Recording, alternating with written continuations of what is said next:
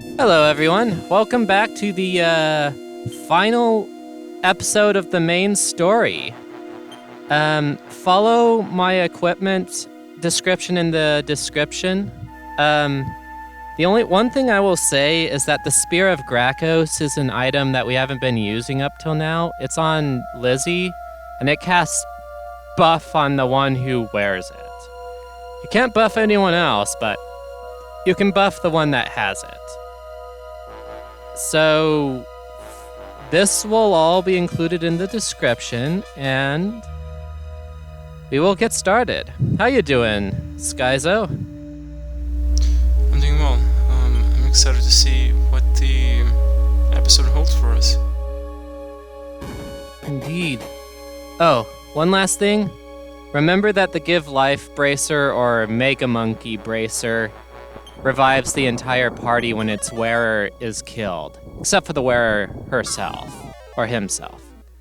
Also a fight I forgot to edit out, but no biggie.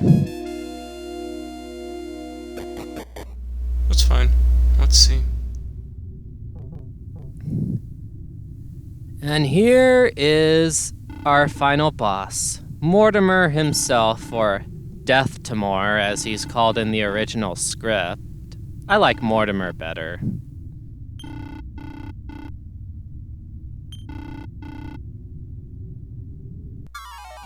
Now then, the most important thing to know about this fight is, 1, he does a lot of damage. And since he's starting with one of his strongest attacks now, I want Lizzie to be the only one out in front. The other thing is that we can actually swap party members in and out in this fight. Not in most other boss fights, but you can here. And you'll see the introduction of stuff like Pattern A and Pattern B. That's because Mortamor has 2 attack patterns, unlike most other bosses. For this one, he'll have a 3-action loop, where he goes to bounce and then he starts off the chain of attacks again. But afterwards, he'll go to Pattern B since he no longer has a reason to use bounce because he already has it up. So the secret here is knowing when he's going to use a big attack and preparing accordingly. If you do that, he is not so bad. Okay. Can I just say this? The work that you've done with the labels and whatnot, that's pretty good. Thank you. Oh, here's something really dangerous. Whenever he ends a round with Poison Mist, that's bad, because it means he can chain from Kaboom to Searing Flames, which does a lot of damage. Like, we're talking 300 points of damage if it's unresisted. So, like, if I was way into the fight, I'd have no choice but to risk it, because he can also heal himself for 500.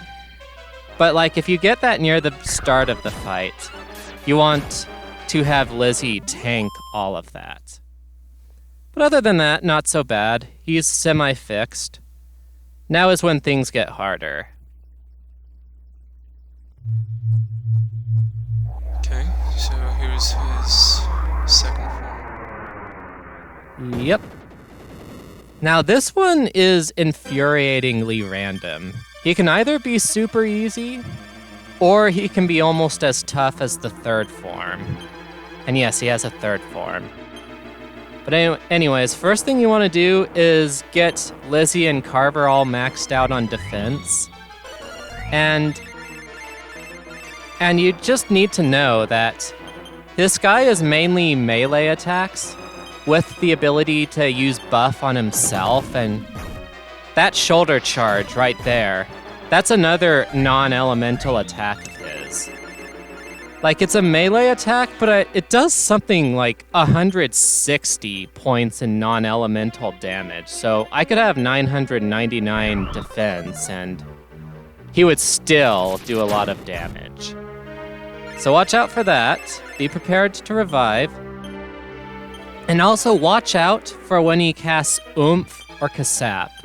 If he uses either of those, that means he's entered pattern B, which is semi-fixed, and means you can predict what he's gonna do. Especially troublesome is when he ends a round with Oomph or Kasap, because it means he can go from Roundhouse Kick into Scorching Flames, which is 2 AoEs. That's why I had Lizzie tank them all. And aside from that, what we're hoping for is that he doesn't use buff on himself, because if he uses it on himself twice, he has max defense, and it means even Carver's not doing that much damage with Knuckle Sandwich, like less than 200, which is a far cry from what he usually does. Okay. So you mentioned the third form. I'm excited to see that. The third form is pretty insane. Now, is there anything else to cover? Oh yes. It's really important that you keep track of his HP. You want to enter the third form hitting the ground running, because that is one that you can only barely survive with our current setup.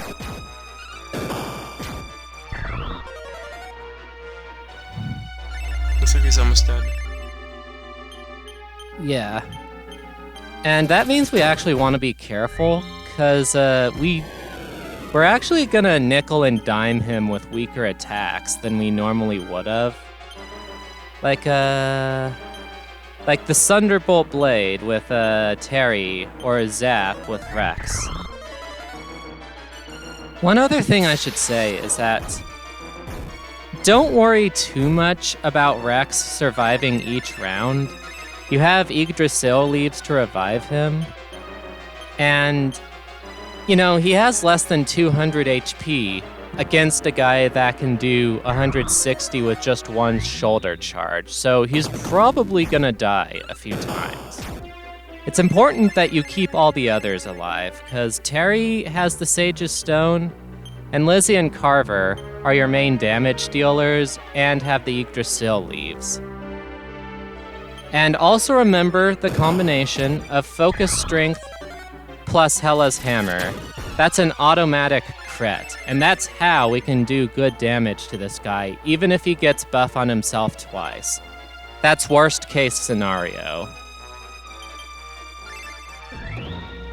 Right. And one last mean trick of his, Defending Champ. When he uses it, all damage you do to him is cut by 90%.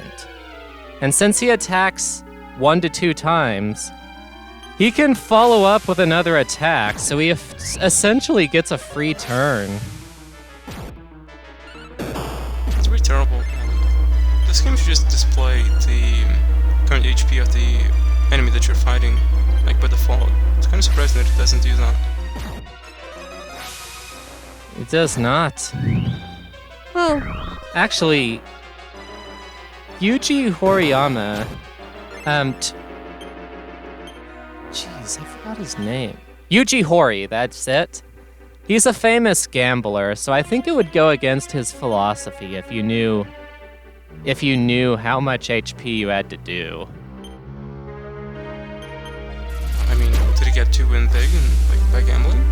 I imagine he did. I'm not really sure, to be honest.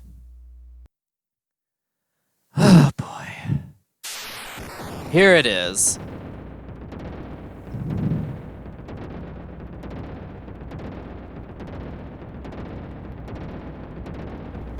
Some nice effects. Indeed. Now, before we get into the fight proper, it's important to note that for the first 5 turns, the center piece goes by a completely fixed pattern. After those 5 moves, he goes into a completely random pattern. But for these first 5 turns, we can predict him, which is part of how it's possible to win.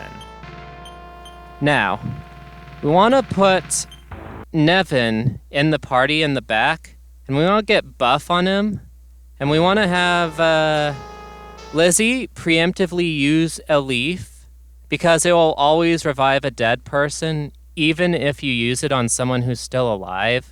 It's a mechanic most don't know about. Carver does his thing. Rex gets upper on Nevin, and then we swap Nevin out. That will be important for turn 4.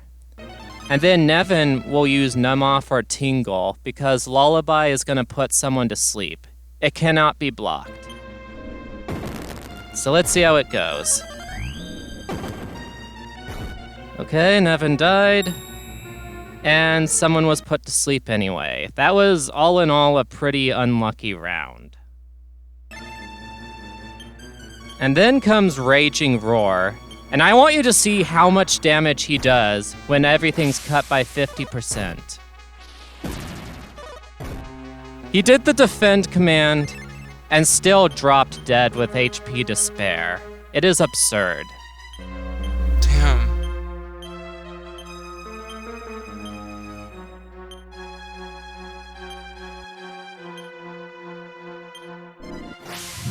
Okay, now we want to target mainly the that hand right there. It's kind of misnamed in the game, intentionally so. Because that hand... Okay, so this is turn 4. If you have buffs up, he uses Disruptive Wave, and you delay an attack for just a little while longer. But he got rid of all my buffs, so this is where Terry's Dodgy Dance comes into play. I get that up on him, and it counts as a buff. That's why we grinded for it in part 19, or 18. And because he uses it, Disruptive Wave came. Of course, now he's going to use Freezing Blizzard, and there's nothing to be done about that. We just sort of have to hang tough. And Carver... he retains his focus strength power-up even when he goes into the wagon for a bit. So he's still gonna do a lot of damage here. Or rather, he would do a lot of damage. Oh wait, no, that's later. But anyways, Rex just died. That's fairly bad. Yeah. Since Rex died, I didn't get to get oomph on Carver, which meant he did half the damage I wanted him to do. And things are looking kind of grim now, so I'm gonna have Terry break out the Yggdrasil. It restores everyone in your party to 100% HP. And his agility is such that he always goes first. And meanwhile, Carver is going to prepare one last attack against that hand. And the reason we need to kill that hand is because it knows Kazing. And that revives someone to 100% HP 100% of the time. So if we killed any of the other parts, that hand would revive them to full. It would just negate everything you did. The other hand has the weaker version, Zing, but it never uses it on the other hand, only on the head. At least in this version, the remakes changed that to where it can cast Zing on whatever it wants. Although you have other advantages in the remakes that sort of negate that. So now, we want to focus on getting that hand down.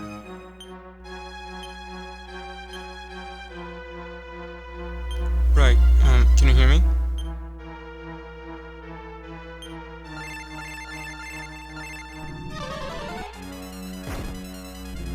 Can you hear me? I can. Well, I Okay. can now. I had a little bit of trouble hearing you previously, but I can now. Right, there's some connection issues, so I'm just asking to make sure. Yeah. So, do you have any questions? I did ask a question at one point, but it's already been answered. I asked if the HP label was for like the whole thing instead of just the hand, but now I see that it's for just a hand, so that makes sense. Yeah, I'm kind of displaying them as they become relevant. Otherwise, I'm afraid of overloading you guys. Information, yeah. And now the other thing you want to keep in mind is that the head can go back to pattern A at any time he wants to. That's the completely fixed one, so watch out for that. And I'm using a weak fire breath here because when you do a fire breath, the next turn the hand will do something called backdraft and reflect the breath attack back at you, which is really bad if you're using, like, say, cold breath, which is like 190 to 220 ice damage. But in this case, it's nice for stalling. And since it's about to die, we have Ashlyn out to do Magic Burst. That way, even if Carver had died somehow, Ashlyn would still do a lot of damage to the head. And now that the hands are defeated, we've almost won.